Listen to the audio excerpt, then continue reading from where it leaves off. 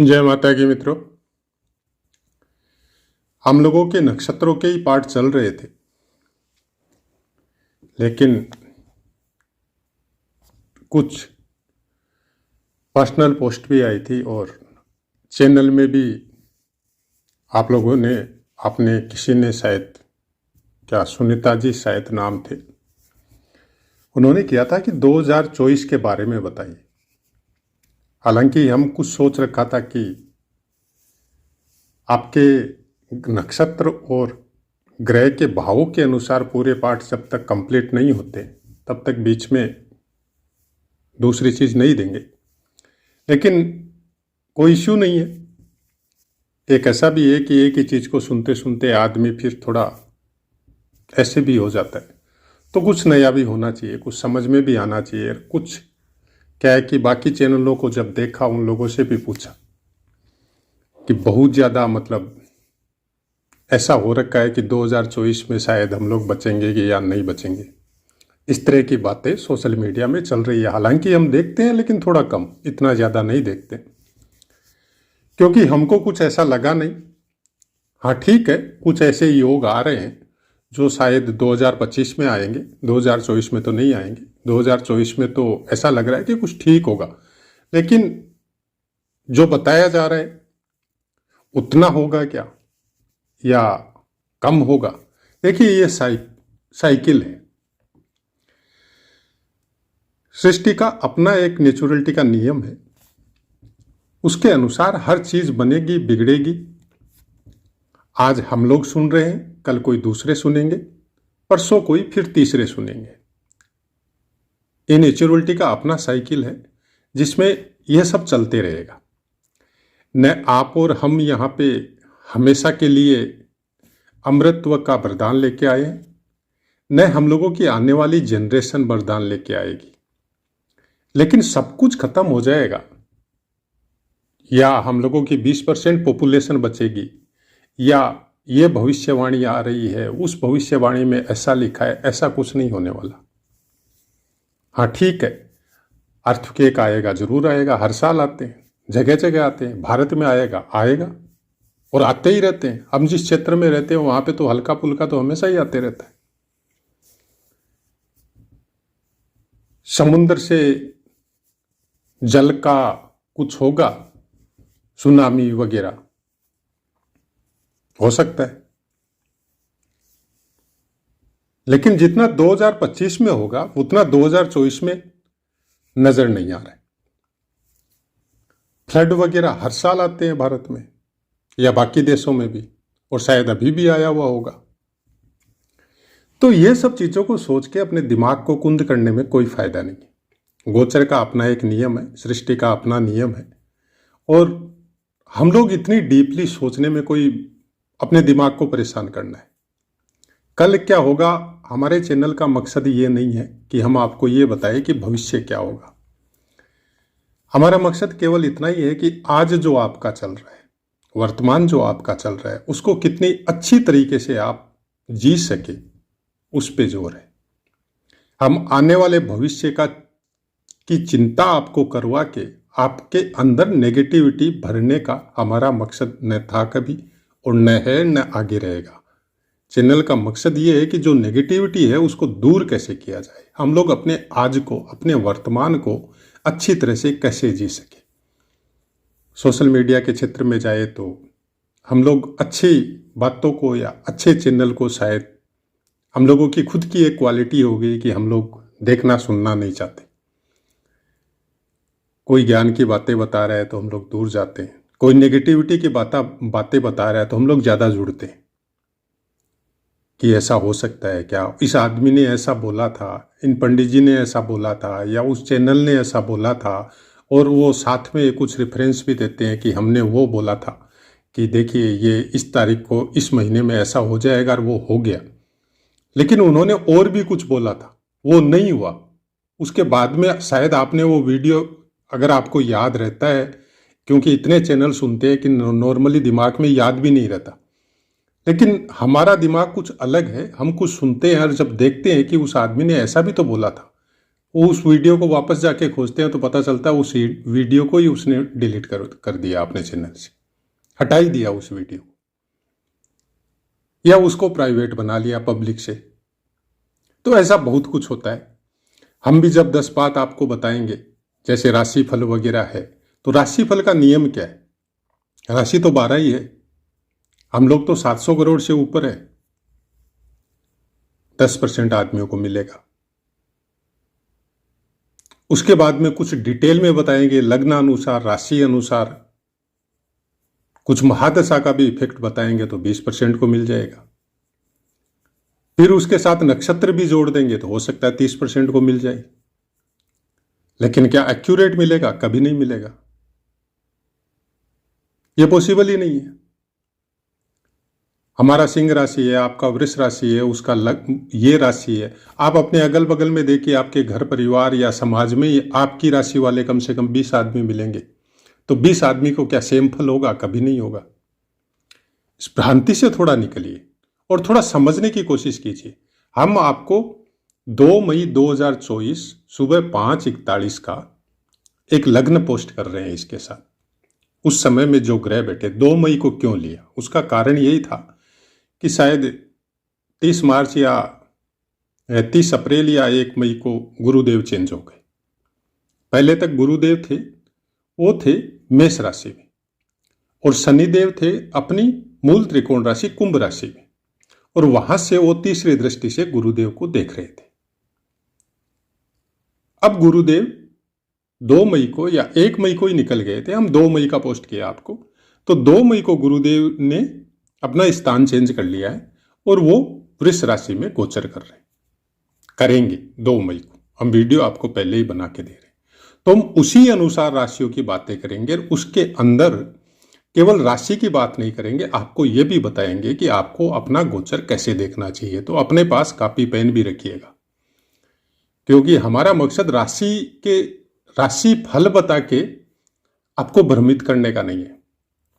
हमारा मकसद ये है कि ठीक है, आपकी इच्छा भी पूरी हो, आपको राशिफल भी मिले और आपको वो सूत्र भी मिले जिसके द्वारा आप खुद देख सके कि हमारा कौन सा ग्रह किस राशि में किस स्थान में अभी विराजमान है और हमको कौन सा फल दे सकता है।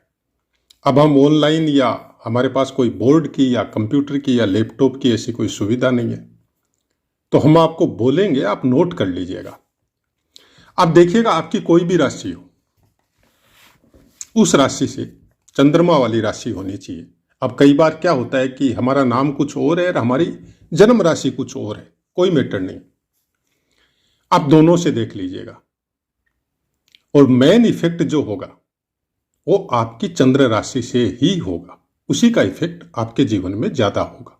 आपकी जो बोलती हुई राशि है, सपोज आपकी मेन राशि सिंह है और आपकी नाम से राशि सपोज मेष हो सकती है, तो मेष से इफेक्ट कम होगा, स्लाइट क्षणिक होगा। लेकिन आपकी जो मेन जो जन्म राशि है, जहां पे चंद्रमा आपका विराजमान है, उसका इफेक्ट आपके जीवन में हमेशा ही ज्यादा रहेगा। तो पहले तो आप नोट कर लीजिए, शायद कॉपी पेन आप लोगों ने निकाल लिया होगा।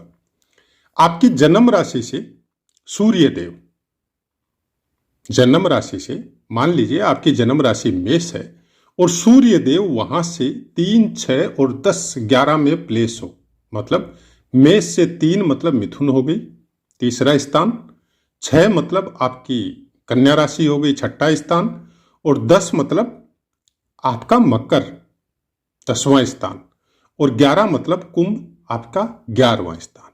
तो इसमें आपकी राशि कोई भी हो सकती है, आपको उस राशि को लगन मना लेना चाहिए। मतलब जैसे आपकी राशि वृष हो गई, तो वृष के बाद में देखिए तीसरा स्थान कौन सा पड़ रहा है, तो तीसरा स्थान आपका कर्क आएगा। फिर आप ये देखिए कि आपका छठा स्थान कौन सा पड़ रहा है, तो आपका तुला आएगा। फिर आप देखिए आपका 10वां स्थान कौन सा पड़ रहा है, तो कुंभ आएगा। फिर आप देखिए 11वां स्थान कौन सा पड़ रहा है, तो वो मीन आएगा। इसी तरह से समझिएगा, इसको ये नोट करके रख लीजिए, शायद आपको फिर वापस राशि देखने की जरूरत ही नहीं पड़ेगी।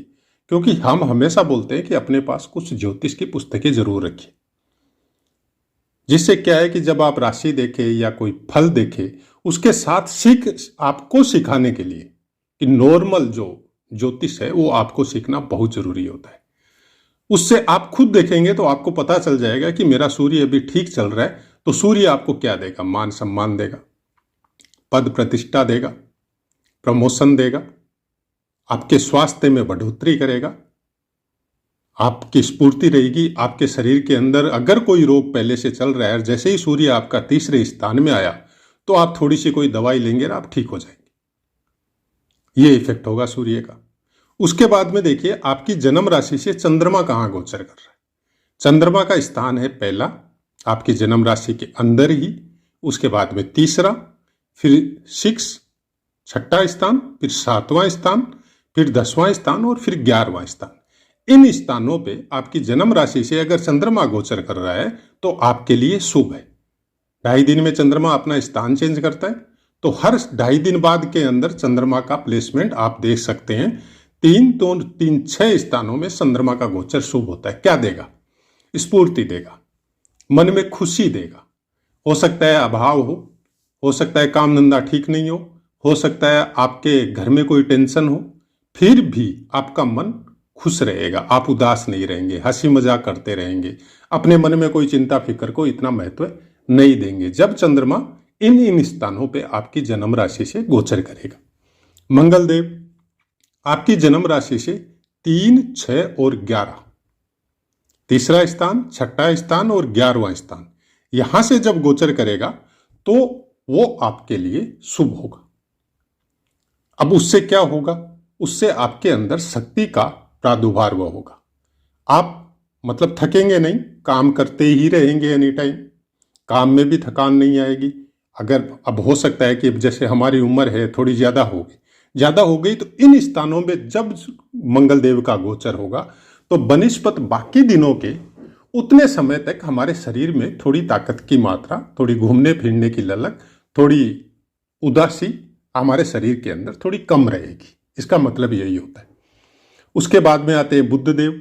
आपकी जन्म राशि से बुध देव दूसरा स्थान, चतुर्थ स्थान, चौथा स्थान और छठा स्थान, अष्टम मतलब 8वां स्थान, 10वां स्थान और 11वां स्थान, मतलब आपकी जन्म राशि से दूसरा, चौथा, छठा, 8वां, 10वां और 11वां, इन स्थानों पे जब प्लेस होगा आपके लिए शुभ होगा। बुध देव क्या शुभ करेंगे? आपकी वाणी अच्छी होगी, आपको पठन पाठन में रुचि होगी, आप हास्य विनोद में खुश रहेंगे, दूसरे के साथ हंसी मजाक करना, उदास नहीं रहेंगे, किसी भी बात को तर्क करना, किसी चीज को समझने की प्रेरणा होना, कुछ अच्छी पुस्तकों का अध्ययन करना या हंसी मजाक के चैनल देखना, यह सब चीज बुध प्रोवाइड करवाता है। से आप कोई व्यापारी है तो व्यापार का मेन कारक बुध है, तो उस समय में आपका व्यापार ग्रो करेगा, आपके कामों में आपको इनकम ज्यादा होगी, या आपके काम कुछ इस तरह से आपके दिमाग में आएंगे कि आपका काम चलते चलते कुछ उसमें और कुछ अलग से ऐड कर देंगे और उससे आपका काम धंधा थोड़ा अच्छा चलने लगेगा। उसके बाद में आते हैं गुरुदेव। तो आपकी जन्म राशि से दूसरा स्थान, 5वां स्थान, 7वां स्थान, 9वां स्थान और 11वां स्थान, इन स्थानों पे जब गुरुदेव का गोचर होगा वो आपके लिए सही होगा। क्या देगा? उस समय में आपके अंदर भक्ति भावना जागृत होगी, उस समय में आप धन कमाने के लिए कुछ ज्यादा उत्साहित होंगे, उस समय में आप मंदिर हो, गुरुद्वारा हो या अपने धर्म से संबंधित कोई स्थान है तो वहां पर जाना हो, लोगों के साथ अच्छा बिहेव करना हो, साधु संतों को आशीर्वाद लेना हो, और घर में भी कोई मंगल कार्य होना हो कि आपकी कोई शादी होने वाली है और आपने पहले तो नहीं देखा लेकिन बाद में देखा कि उस समय शादी होगी, तो देखता हूं मेरा गुरु कहां से गोचर हो रहा है, तो आपको दिखेगा 2, 5, 7, 9, 11 में कहीं पे गोचर हो रहा है, तो ये इफेक्टिव होता है। उसके बाद में शुक्रदेव आपकी जन्म राशि से पहला, दूसरा, तीसरा, चौथा, 5वां, 8वां, 9वां, 11वां और 12वां, इन स्थानों पे शुक्रदेव का गोचर होगा। मतलब शुक्रदेव का गोचर सबसे ज्यादा स्थानों पे होने से अच्छा बताया गया है चंद्र राशि से। पहला, दूसरा, तीसरा, चौथा, 5वां, मतलब पहले से लेके 5वें स्थान तक कंटिन्यू, उसके बाद में 8वां, 9वां और उसके बाद में 11वां और 12वां, इन स्थानों पे जब शुक्रदेव का गोचर होगा तो आपके लिए वो शुभ कारक होगा। क्या देगा। आप उस समय ऐश भोग की सामग्री जुटाने में थोड़ा उत्साहित होंगे, घर में कुछ काम करने के लिए उत्साहित होंगे, मन खुश होगा, पत्नी के साथ या अपने परिवारजनों के साथ आप खुश रहेंगे, आपके मन में भी स्फूर्ति होगी। अब ये सब होगा, ये कोई जरूरी है? गोचर यही बताता है कि ये जरूरी नहीं है, ये हो सकता है आपकी लाइफ में। कोई भी ज्योतिष का योग या दुर्योग ये 100% आपको नहीं बताता है कि ये ही होगा, क्योंकि ज्योतिष वो ज्ञान है जिसके द्वारा आप ये सोचे कि पुस्तक में लिखा हुआ पूरा का पूरा वैसा का वैसा होगा, ये कभी श्योर नहीं होता है, लेकिन ऐसा हो सकता है। इसलिए बोला जाता है कि ज्योतिष में गोचर का फल देखने के बहुत तरीके हैं। हमने केवल राशि विशेष के बारे में ये सूत्र आपको बताए कि आप उसको देख सके। सूत्र और बहुत है, केवल इतने से काम नहीं होगा, लेकिन अपनी वीडियो की भी एक सीमा है। नक्षत्रों के विषय में जब बताया जाता है कि गोचर से नक्षत्रों के अनुसार कैसे देखें, तो उसके लिए तो हमने बहुत 1.5 साल पहले ही शायद वीडियो पोस्ट कर दी। अगर आपने नहीं सुने तो वहां पे जाके उसको सुन के उसको भी नोटिंग कर सकते हैं आप, तब आप और ज्यादा उसके नजदीक पहुंचाएंगे, एकदम पिन के पॉइंट के नजदीक पहुंचाएंगे कि भाई हाँ ऐसा हो सकता है। उसके बाद में आता है नंबर शनिदेव का। आपकी जन्म राशि से 3रा, 6ठा और 11वां शनिदेव का गोचर हो तो वो आपके लिए शुभ होता है। और सबसे ज्यादा गोचर में देखना ही 4 ग्रह कोई चाहिए, क्योंकि ये लंबे समय तक आपकी जन्मपत्री में, आपकी राशि में स्थायी होते हैं। जैसे शनिदेव है 2.5 साल तक एक ही राशि में गोचर करेगा, गुरुदेव है तो साल भर आपकी राशि में गोचर करेगा, राहु देव है तो वो 1.5 साल तक आपकी राशि में गोचर करेगा, सेम केतु देव भी 1.5 साल तक आपकी राशि में गोचर करेगा। तो गोचर देखने का नियम इन्हीं लोगों के साथ है। इनका गोचर जैसे हम लोगों को पता चला कि आपका शनिदेव का गोचर इस पीरियड में अच्छा चल रहा है, अब हम लोग जाएंगे कि नक्षत्रों के अनुसार, क्योंकि शनिदेव 2.5 साल एक ही राशि में रहेंगे तो 9 नक्षत्रों का भोग करेंगे। तो आपको वो पीरियड निकालना है कि कौन से पीरियड में आपके अच्छे नक्षत्र में शनिदेव का गोचर होगा। तो वो पीरियड आपने निकाल लिया, इसका मतलब आप एक कुछ नजदीक पहुंच गए, सही प्रिडिक्शन के कुछ नजदीक पहुंच गए। उसके बाद में आपने देखी दशा महादशा में अंतरदशा देखी, तो अंतरदशा भी आपके फेवरेबल आ गई। तो उस पीरियड में जब आपने देखा कि यहाँ पे मेरी अंतरदशा भी अच्छी है, यहाँ पे मेरे नक्षत्र के अनुसार भी शनिदेव का गोचर बहुत अच्छा है, और यहाँ पे मेरी जन्म राशि के अनुसार भी शनिदेव का गोचर इस स्थान में बढ़िया चल रहा है, तो वो आपके लिए फिर 60-70% गोल्डन पीरियड हो सकता है। उस समय में आपके किए हुए काम सफल होंगे। अब वो कौन से दिन सफल होंगे, तो आपको चंद्रमा का गोचर देखना पड़ेगा। जैसे हमने बताया आपको, पहला, 3रा, 6ठा, 7वां, 10वां, 11वां चंद्रमा होता है, वो अच्छा होता है। उस समय में आपने साथ साथ सूर्य का भी देख लिया, मंगल का भी देख लिया और बुध का भी देख लिया, क्योंकि ये 2 महीने में, 3 महीने में, 1 महीने में ये सब गोचर चेंज होते रहते हैं। इनका साल भर में, सूर्य महीने भर में चेंज हो जाता है, बुध भी उतने ही दिनों में कमोबेश चेंज हो जाता है।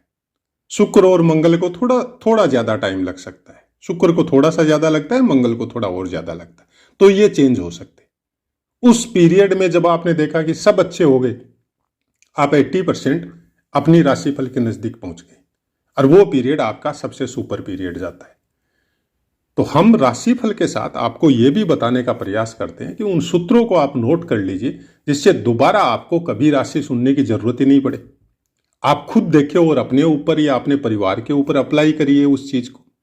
राहु देव आपकी जन्म राशि से 3रा, 6ठा, 10वां और 11वां, इन स्थानों पे अगर राहु देव का गोचर हो तो वो शुभ कारक होता है, आपके लिए अच्छे फलों का निर्माण करता है।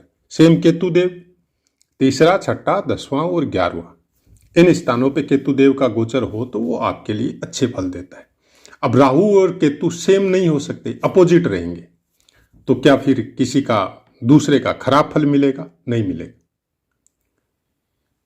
जिसका अच्छा मिलने वाला है वो अच्छा मिलेगा ही, और जिसका जैसे केतु आपके अपोजिट हो गए तो आपके अनुसार नहीं हुए, तो क्या उनका खराब फल मिलेगा? जरूर मिलेगा।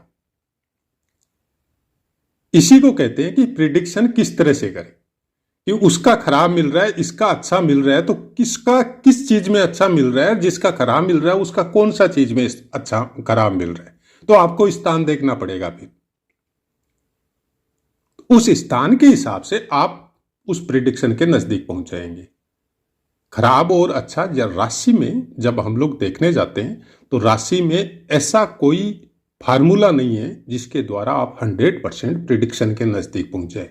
गोचर पार्ट ज्योतिष का ही है और उसी को सन्मुख लेके आप डेली राशियां सुनते हैं या मंथली राशियां सुनते हैं या साल की राशियां सुनते हैं, वैसा कुछ सुनने को मिलता है। लेकिन वैसा होता है, आप खुद अप्लाई करके देख लीजिए क्या होता है क्या नहीं होता है। डेली राशि के लिए चंद्रमा को चलाना पड़ता है आपको, उसके अनुसार केवल इतना ही होता है कि आपका मन खुश रहता है। आपकी 1000 टेंशन हो सकती है लेकिन फिर भी मन में एक अलग ही फुर्ती रहती है, दिमाग शांत रहता है, मन में खुशी होती है। चंद्रमा खुशी का कारक है। आपको अचानक से टेंशन आई, अचानक से आपका मन उदास हो गया, शरीर थोड़ा निष्क्रिय हो गया, इसका कारण चंद्रमा होता है। आगे बढ़ते, शायद आप नोट कर रहे होंगे, क्योंकि हमारा काम यही है, हम वो सूत्र बताने का कोशिश करते हैं जिन सूत्रों के द्वारा आप गोचर को और राशियों को प्रिडिक्ट कर सके। चंद्रमा की राशि से आपकी जो भी राशि है उससे पहले स्थान में, 8वें स्थान में और 12वें स्थान में, पहला स्थान, 8वां स्थान और 12वां स्थान, इसमें अगर सूर्य, मंगल, गुरु और शनि का गोचर हो, नोट कर लीजिए, अपनी राशि से राशि स्थान में, मतलब पहला स्थान, उसके बाद में 8वां स्थान और 12वां स्थान, इन स्थानों में जब सूर्य, मंगल, गुरुदेव और शनिदेव का गोचर हो तो ये बहुत ज्यादा पीड़ाकारक होते हैं। धन हानि हो सकती है, मान सम्मान में कमी हो सकती है, स्थान परिवर्तन हो सकता है। लेकिन क्या ऐसा होगा? नहीं हो सकता है। जैसे अभी शनिदेव अपनी मूल त्रिकोण राशि कुंभ में चल रहे हैं और मान लीजिए कि किसी राशि वाले के, किसी की राशि सपोज मीन है, तो मीन वालों के लिए ये 12वें स्थान में हो गए, तो क्या ऐसा करेंगे? नहीं करेंगे। तो फिर क्यों नहीं करेंगे? सूत्र क्यों लिखा है? सूत्र में यह भी लिखा है कि ये स्थानों में अगर ये ग्रह गोचर कर रहे हैं और अपने स्थान में है, मतलब अपनी स्वराशि में है, अपनी उच्च राशि में है, तब उनका फल शुभ हो जाएगा, फिर वो आपको खराब फल नहीं देंगे। अब आपने देखा कि सूर्य, मंगल, गुरु और शनि, तो आपने निकाल दिया शनिदेव का गोचर तो हमारे लिए बहुत अच्छा है। अब चलिए गुरुदेव के ऊपर, तो गुरुदेव शत्रु राशि में, वृष राशि में है, वृष राशि का स्वामित्व गुरुदेव के पास है, तो क्या आपका मिथुन लग्न है या मिथुन राशि है, तो मिथुन राशि के अनुसार वो 12वें स्थान में हो जाएंगे, तो क्या उनका खराब फल मिलेगा?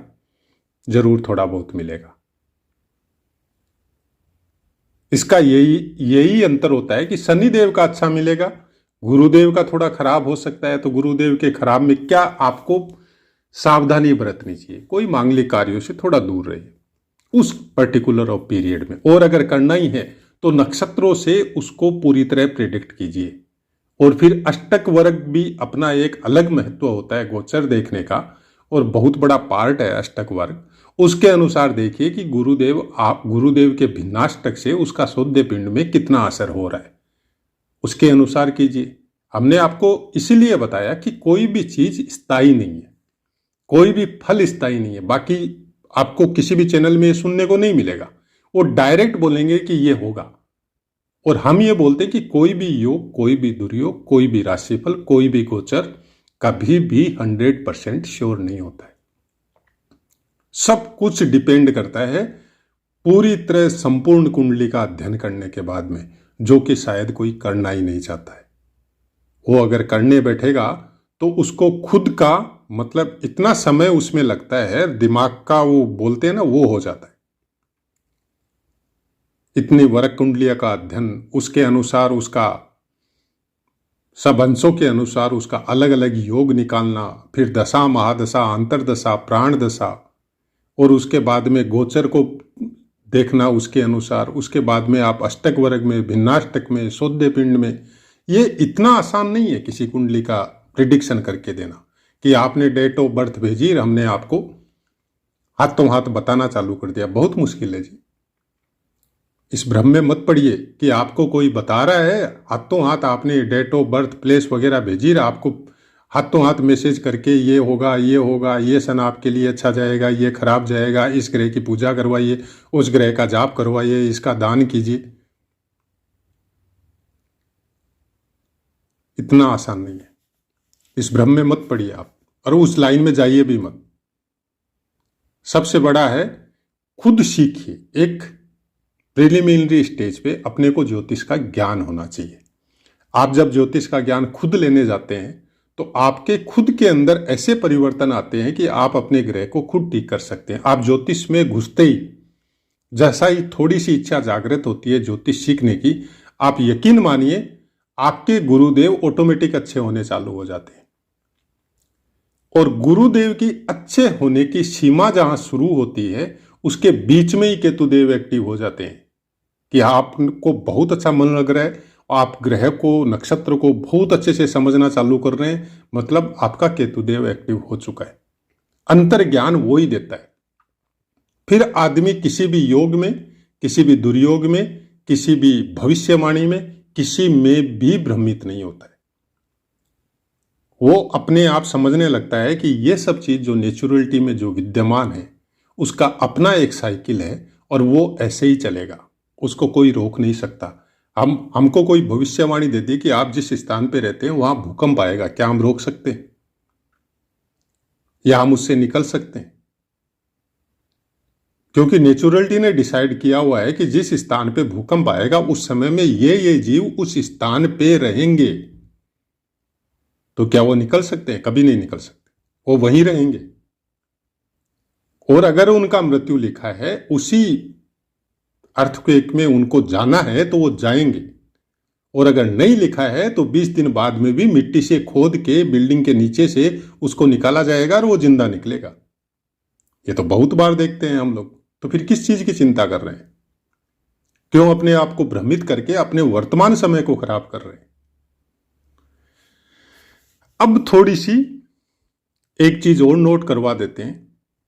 कोई भी, जैसे हमने बताया अभी आपको केतुदेव के बारे में, कोई भी अशुभ फल देने वाला ग्रह आपके गलत स्थानों में बैठने की वजह से, कोई भी अशुभ फल देने वाला ग्रह अगर शुभ ग्रह के द्वारा दृष्ट हो और शुभ ग्रह से युति में हो तो वो शुभ फल देता है। अब गुरु कहां है? गुरु वृष राशि में है। केतुदेव कहां है? कन्या राशि में है। आप देखिए गुरुदेव की पूर्ण दृष्टि पड़ रही है केतुदेव पे, तो फिर केतुदेव का खराब इफेक्ट कैसे आएगा? तो ऐसी बातें हैं जब हम लोग इस चीज को समझने की कोशिश करते हैं। और हमने ये पीरियड इसीलिए लिया है कि थोड़ा कठिन है पीरियड मार्च अप्रैल तक का, और उसमें ये सब भ्रमित करने वाली बातें, थोड़ी नेगेटिव बातें, थोड़े प्राकृतिक जो आपदाएं, युद्ध या ये सब की विभीषिकाएं जो अभी संसार में दृष्टिगोचर हो रही है वो चलेगी। शांति आपको अप्रैल बाद में जैसे जैसे गुरुदेव का प्रभाव बढ़ेगा उसके अनुसार आपको मिलना चालू होगा। लेकिन शनिदेव का जो कार्यक्रम है, जो नेचुरलिटी ने फिक्स कर रखा है, उसमें कमी आना थोड़ा मुश्किल है। हालांकि कमी आएगी, लेकिन शनिदेव और राहुदेव का जो गोचर चल रहा है और आने वाले समय में जब ये साथ में आएंगे तो ज्योतिष के अनुसार ये पिशाच योग बनता है। क्योंकि राहु और गुरु शायद ये आपका अप्रैल 2025 में साथ में लास्ट वीक या सेकेंड लास्ट वीक ऐसे ही कुछ आएंगे। हमने देखा था उस समय, इतना याद नहीं है, 21-25 अप्रैल के आसपास आएंगे। उस समय में थोड़ा परिवर्तन होगा और ज्यादा होगा। किस तरह का परिवर्तन होगा? प्राकृतिक आपदाओं का या फिर समुद्र या जल से संबंधित कुछ प्रॉब्लम है जो अभी से चालू हो चुकी है करीबन साल भर हो चुका है, वो चालू है ऑलरेडी, क्योंकि उस समय में भी और इस समय में भी कोई विशेष परिवर्तन आया नहीं है, वो ऐसे ही चलती रहेगी। कुछ ऐसा परिवर्तन होगा कि जिस तरह की दृष्टिगोचर हम लोग इंसानों के अंदर देख रहे हैं,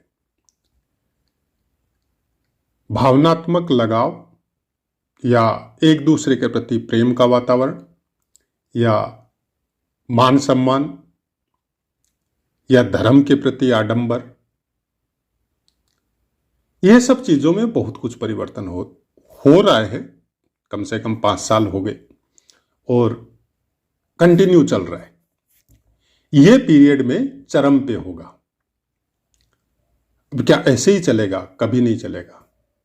मतलब क्या होता है, नेचुरलिटी का अपना नियम है जो हम लोग इतिहास के द्वारा उसको समझ सकते हैं कि जब भी कुछ बुरी शक्तियों का अवतरण होता है पृथ्वी पे, तो उसके साथ उसी के समकक्ष कुछ अच्छी शक्तियों का भी अवतार होता है।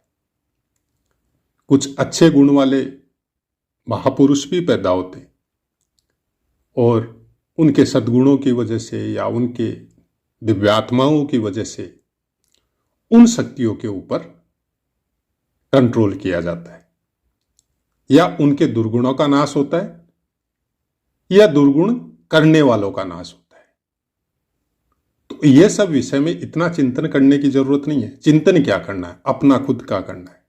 हम लोग कैसे सही रहे, हम लोग किस तरह से इस समय को बिताए, ऐसे क्या काम करें जिसकी वजह से हम लोगों का आत्मबल, मनोबल, विल पावर, पॉजिटिविटी हमेशा बनी रहे। इस विषय में चिंतन करना है, नहीं कि इस विषय में चिंतन करना है कि भविष्यवाणी के द्वारा जिनका बहुत बड़ा सब्सक्राइबर, बहुत बड़ा उनका व्यूअर, उनके द्वारा भविष्यवाणी होती है कि जल के द्वारा कुछ उत्पात होगा, पृथ्वी पे भूकंप आएंगे, इस देश में अराजकता होगी, उस देश में युद्ध होगा। कब होगा, कैसे होगा, हम लोगों पे क्या इफेक्ट आएगा, उस समय में जब होगा। लेकिन उस इफेक्ट का एक अंश 10-20% हम लोगों को अभी आ गया। हम लोगों के दिमाग में वो सवाल उथल पुथल होने लग गए कि वो भूकंप आएगा तो कहाँ आएगा, फिर क्या होगा, हम लोग आगे कैसे बढ़ेंगे, कैसे चलेंगे। आपका आज बर्बाद हो गया। दूर रहिए ये सब चीजों से, कोई फायदा नहीं। अपने वर्तमान को अच्छा रखिए। ये सब चीजें नेचुरलिटी में पहले भी होती थी, आज भी होंगी, आगे भी होगी, हमेशा होती रहेगी। फर्क सिर्फ इतना है, उस समय न्यूज़पेपर के द्वारा 4-5 दिन बाद में हम लोगों को खबर मिलती थी। आज 1 मिनट, 1 सेकंड, 2 सेकंड के बाद में ही हम लोगों को पता चल जाता है। और अब तो ऐसा हो गया है ज्योतिष का संसार, एस्ट्रोलॉजी का, खासकर सोशल मीडिया में, कि हम लोग कुछ हुआ नहीं उसके पहले ही अनेक तरह की भविष्यवाणी करके एक दूसरे को भ्रमित करते जा रहे हैं। जो बता रहे हैं वो भी भ्रमित हो रहे हैं। ये मत सोचिए कि ये नेगेटिविटी जो फैला रहे हैं उसके द्वारा आप ही दूषित हो रहे हैं, वो खुद भी हो रहे हैं। उनके परिवार में भी ये प्रॉब्लम चालू हो जाएगी, क्योंकि हम अगर आपको नेगेटिविटी फैलाएंगे या आपको देने की कोशिश करेंगे तो हम कोई उस चीज से, उस एनर्जी से हम कोई बच के रह सकते हैं? कभी नहीं रह सकते। जितना पॉजिटिव खुद रहेंगे उतना ही पॉजिटिव आपका परिवार रहेगा। आप अगर उस बात को लेके आज वर्तमान को खराब करेंगे तो फिर चीजें थोड़ी क्रिटिकल हो जाएगी और अपने परिवार के साथ, अपने खुद के साथ हम लोग कोई अच्छा इंसाफ नहीं कर रहे। जिस भी इष्ट का नाम लेते हैं उसको ज्यादा भजिए। कोशिश करिए कि दिन में एक बार किसी का भला जरूर करेंगे। अब फाइनेंशियली हम लोगों की हैसियत नहीं है तो मन से करेंगे। किसी के प्रति कभी कोई गलत शब्द यूज नहीं करेंगे। अपने से बड़ों का आदर करेंगे। अच्छे इंसानों को श्रद्धा से नमन करेंगे। जब ये चीजें हम लोगों के अंदर प्रवेश करेगी, जो कि है ऑलरेडी, केवल हम लोग उसको नेगेटिव सुनते सुनते डीएक्टिव कर चुके। उसको वापस निकालिए। अगर वर्तमान समय से मुकाबला करना है, जैसे पिशाच वृत्ति जो जैसे जैसे राहु देव नजदीक आ रहे हैं वैसे वैसे जो हम लोगों के अंदर बढ़ती जा रही है, ये केवल इंसानों के अंदर ऐसे ही नहीं बढ़ रही है, इसमें बहुत कुछ योगदान सोशल मीडिया का भी है। आप जिस तरह की पोस्ट पढ़ते हैं, जिस तरह का गुस्सा दिमाग में आता है, जिस तरह का मतलब कटु वाक्य वो पोस्ट के द्वारा किसी को बोल रहा है, हम लोग भी जब उसको पढ़ते हैं तो हम लोगों के अंदर भी एक अलग सी वाइब्रेशन पैदा होती है। ये सब में बहुत कारण है इस वृत्ति को फैलाने में। दूर रहिए, भजन लगाइए, अच्छे संतों के प्रवचन लगाइए। और हम तो 2 साल से प्रेमानंद जी महाराज को सुन रहे हैं, तो उनके प्रवचन सुन के बहुत अच्छा लगता है। बहुत अच्छी खुद के अंदर भी एक प्राउड फील होती है कि ऐसे संत भी सनातन धर्म में है, जिनको सोशल मीडिया के द्वारा कम से कम जा नहीं सके तो सोशल मीडिया के द्वारा देख और सुन तो सकते हैं। उन सब चैनल में जाइए, या आपको जो अच्छे पसंद हो, जो आपको पॉजिटिविटी प्रदान करे, उन चैनल को पढ़िए, सुनिए। बाकी चैनल कोई फायदा नहीं है। एक बार देख लिया, आपको पता चल गया है कि राशि के द्वारा या भविष्यवाणी के द्वारा ये केवल नेगेटिविटी दे रहा है, तो दूर हो जाइए उस चैनल से हमेशा के लिए। कोई फायदा नहीं है वहां पे, अपने वर्तमान समय को खराब कर लेंगे। अब राशिफल नॉर्मल बताएंगे, ज्यादा हमने आपको सूत्र बता दिए, आप अपने अनुसार उनको चेक कीजिए। मई से 2024 मई से आप देखिएगा मेष राशि वालों के लिए शनिदेव 11वें स्थान में रहेंगे और गुरुदेव दूसरे स्थान में रहेंगे। राहुदेव 12वें स्थान में और केतुदेव 6ठे स्थान में। फल क्या होगा? मेष राशि वालों के लिए शनिदेव का और गुरुदेव का गोचर शुभ है, क्योंकि हमने आपको सूत्र बताए थे। तो सूत्र के अनुसार गुरुदेव दूसरे स्थान में है और शनिदेव आपके 11वें स्थान में। इनका फल शुभ होगा। तो अब राहुदेव और केतुदेव के विषय में हमने आपको बता ही दिया कि मेष राशि वालों के लिए केतुदेव 6ठे स्थान में है। अब ये किसी भी राशि वाले के लिए हो जाए, अब 12 राशियों में सबको पकड़ लीजिए, चाहे केतुदेव लग्न में आए, चाहे केतुदेव पंचम में आए, चाहे नवम में आए, कहीं पे भी आए, वो अच्छे रिजल्ट देंगे। कारण साल भर तक गुरुदेव का दृष्टि इनके ऊपर रहेगा, तो इनका रिजल्ट बहुत अच्छा मिलेगा। धर्म के प्रति भावना बढ़ेगी, लोगों के संस्कारों में परिवर्तन आएगा, कुछ ईश्वर के नाम लेने में परिवर्तन आएगा। आप चाहे रो के भजो, चाहे हंस के भजो, चाहे गुस्से में भजो, कम से कम भगवान का नाम तो लेंगे। और एक बार चाहे किसी भी दृष्टि से आप अपने ईश्वर के नामों का जब बार बार उच्चारण करेंगे, हंसी मजाक के तौर पे ले लिया या पोस्ट पढ़ के ले लिया या कैसे भी, जब इन चैनलों को आप देखेंगे तो धीरे धीरे आप खुद इंटरनली उस चीज को फीलिंग करने लग जाएंगे। तो ऑटोमेटिक आपका दिन अच्छा हो गया, आपका मन अच्छा हो गया। यहां पे केवल मेष राशि वालों के लिए अच्छे केवल अगर हम बोले तो राहुदेव नहीं है, कोई दिक्कत नहीं है, क्योंकि केतुदेव है। केतुदेव पे गुरुदेव की दृष्टि पड़ रही है, तो आपको उत्पात तो राहुदेव का होने नहीं देंगे। राहुदेव क्या देते हैं? आपकी बुद्धि को भ्रमित करते हैं। आपकी भ्रमित बुद्धि से दूर हो जाइए। भ्रमित करने में सबसे ज्यादा योगदान सोशल मीडिया का होता है या अगल बगल के वातावरण का होता है। भीड़ भड़क्के से दूर रहिए, किसी की बातों में मत आइए। खुद सोच समझ के किसी भी चीज का फैसला हो तो सोच समझ के कीजिए, तुरंत मत कीजिए। हो गया राहुदेव का कायाकल्प, फिर राहुदेव की कुछ चलने वाली नहीं है।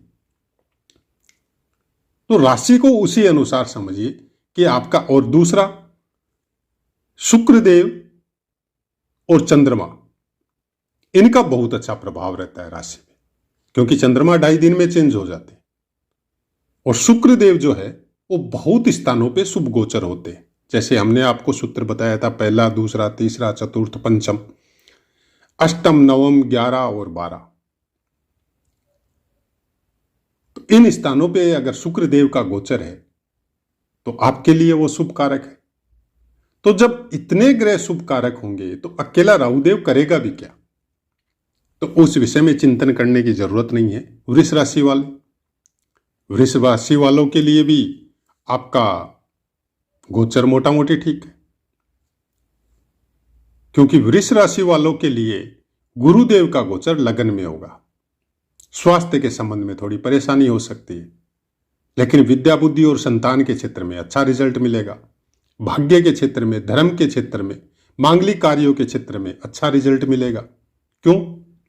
क्योंकि यहां से बैठ के या आपके पंचम स्थान को देखेंगे, जहां पे केतुदेव विराजमान होगा, उस पर दृष्टि रहेगी इनकी।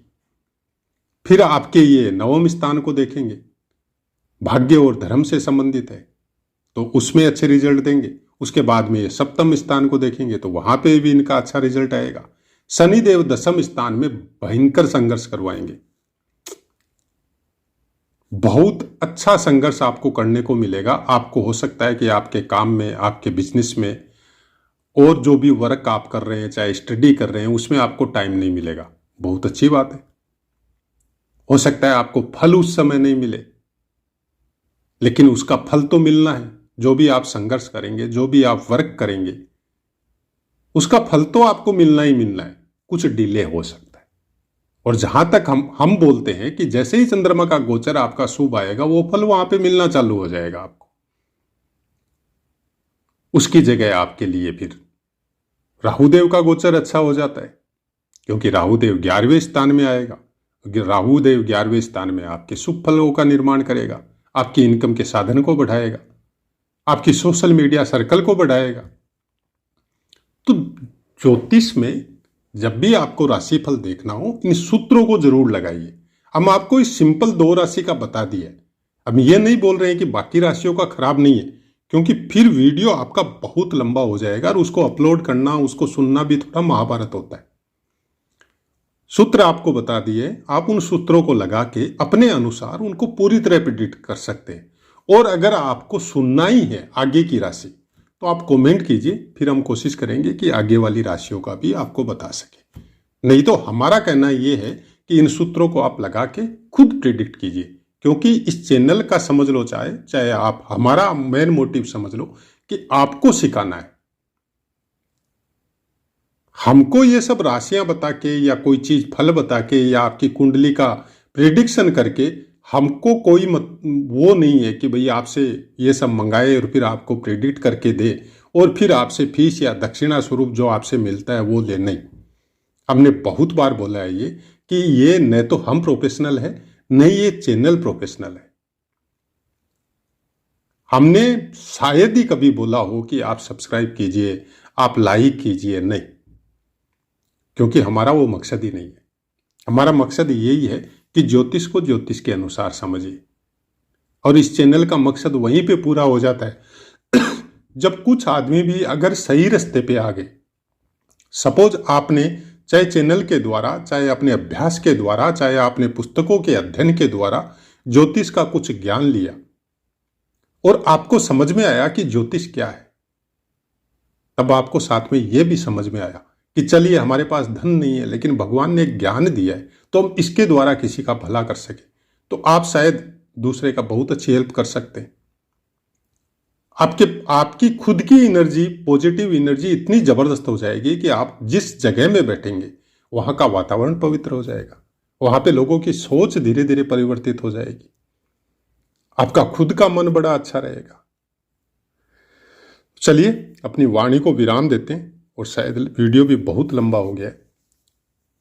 अब आपसे आज्ञा लेते हैं। जय माता की।